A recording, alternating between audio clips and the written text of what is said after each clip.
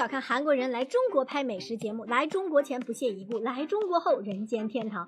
我是韩国电台记者，今天我跟着节目组来到了中国延边，寻找真正舌尖上的美味。我们几人随便走进了一家烧烤店，看着琳琅满目的烧烤种类，直接给我们看呆了。因为在我们那儿，烧烤有是有，但是不是烤豆腐就是烤树叶子呀，反正就没几样正经的。还有这一家烧烤店的价格也是实在太实惠了，我忍不住的拍了照片给我韩国的朋友勇气他们一下。毫不夸张的说，我们虽然工资高，折合成人民币每月平均1-2万，但是我们那儿的那个物价也是吓人。就拿2025年来说，首尔地区200克五花肉的售价曾突破2万韩元，折合成人民币大概105块。本土产的牛肉1公斤甚至能卖到20万韩元左右，折合成人民币约1090元，算下来1斤超过540块钱。进口的则相对便宜一些，不过价格也得达到约440块钱人民币啊。所以这次借着出差，我们好好点了一把平时在韩国想吃吃不着，吃着不敢多吃的各种烧烤。先是各种牛羊大烤串来一遍，然后我们又点了啤酒、菠萝还有米酒。一想到一会儿自己要吃什么呀，就非常的激动。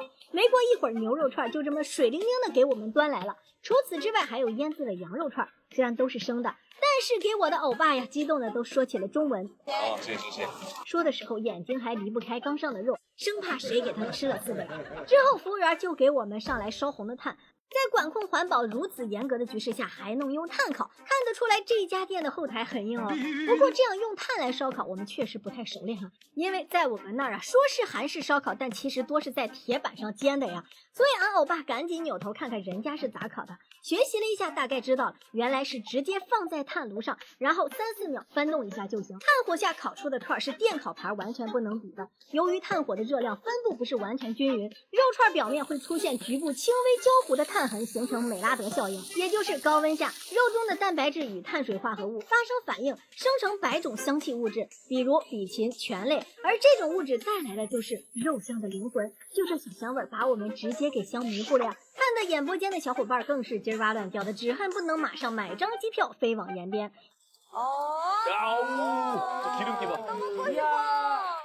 在等待烧烤的同时，我们先喝了一口延边的米酒，那个香味是我们从来没有体验过的。哇，나 이런 것도 처음이네. 이게 술이야? 너무 맛있어. 什么玛格丽酒，在中国的米酒面前，那都是渣渣。요구르트 맛도 나면서 요구르트인데?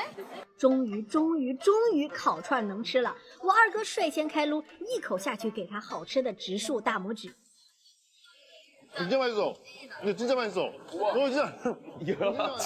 진짜. 저거 진짜야. 在韩国吃饭时做出夸张的表情和夸奖是一种礼貌，但是在延边烤串面前，一切都是发自心底的赞美。表情会骗人，但是眼神不会。瞅给我二哥好吃的眼里都放光了。就连后来回去后，二哥对于这次的烤羊串还是忍不住的赞美，而我亦是如此呀。咋能有这么马西骚又实惠的烤串呢？甚至就连我二妹都说呀，就连韩国最好的餐厅估计都烤不出来这味儿，这还是我们自己烤的。要是人家那种干了10来年的老师烤出的，那得好吃成啥样，可想而知啊。再瞅我大哥这边，好吃的都出现残影了。